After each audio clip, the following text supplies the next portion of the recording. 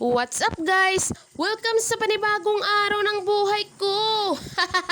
At ayun na nga, day off ko na naman ngayon. At syempre pagising ko, ay chinek ko na nga itong aming bigasan, wala naman palang laman. Mabuti na lang ho at meron akong nakita din na pasta payless. Yun bang spaghetti na instant ko? Maraming beses na nga ho pala akong nakatikim din kaso nga dahil masarap binalik-balikan ko. Tanghali na pala nung ako'y nagising gawa ng napagod rin ako sa paglalaba. Kung mapapansin nyo nga ho, medyo masama yung pakiramdam ko kaya naiiba yung boses ko. Kahit nga ho masama yung aking pakiramdam, kailangan ko pa rin magtrabaho. Ilang araw lang ho ang nakalipas at sumunod din ang asawa ko na nagkasakit. Ang Diyos lamang ang aming inaasahan na magpagaling sa amin. Kaya kahit mahina ang katawan at masakit ang ulo, kaya laban lang. At ayun na nga, pagkatapos ko na nga hong inilagay doon yung mga seasoning sa plato, ay sinunod ko na yung pasta. Bali, dalawang flavor nga ho pala yung aking lulutuin.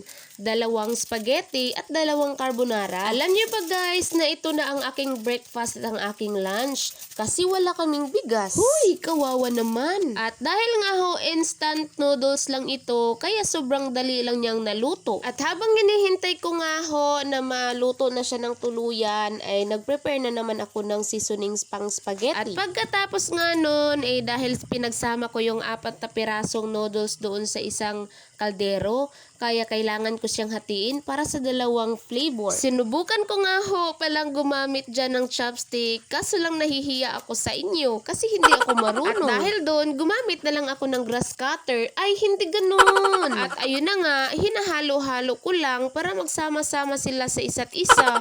Huy! At isinunod ko namang i-mix ito namang carbonara flavor.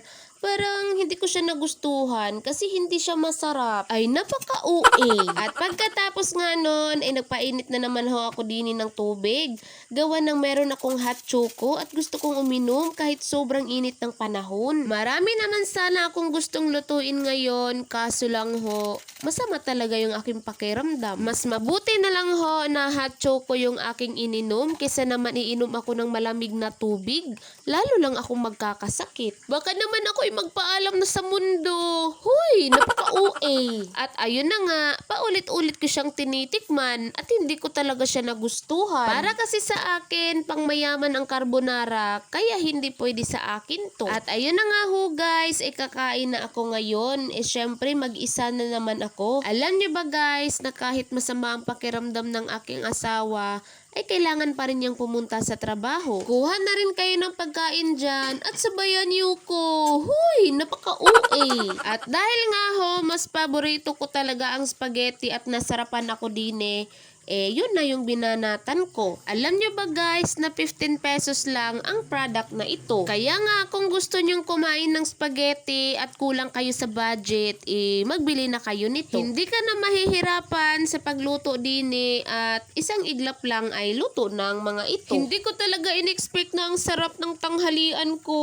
Huy! Ako lang ba ang tao na nag-iinom ng mainit sa mainit na panahon? At dahil nga ho, medyo hindi pa ako nabusog at medyo kulang yung laman ng aking tiyan, kaya kumuha na ako ng bahaw dyan. Hindi ko ine-expect na bigla pala akong matutong mag-chopstick. Huy, congrats! At ayun na nga, pagkatapos ko nga hong kumain, ay nanood na lamang ho ako din ng TV, gawa ng masama pa rin ang pakiramdam ko. Maraming salamat sa patuloy na sumuporta sa akin.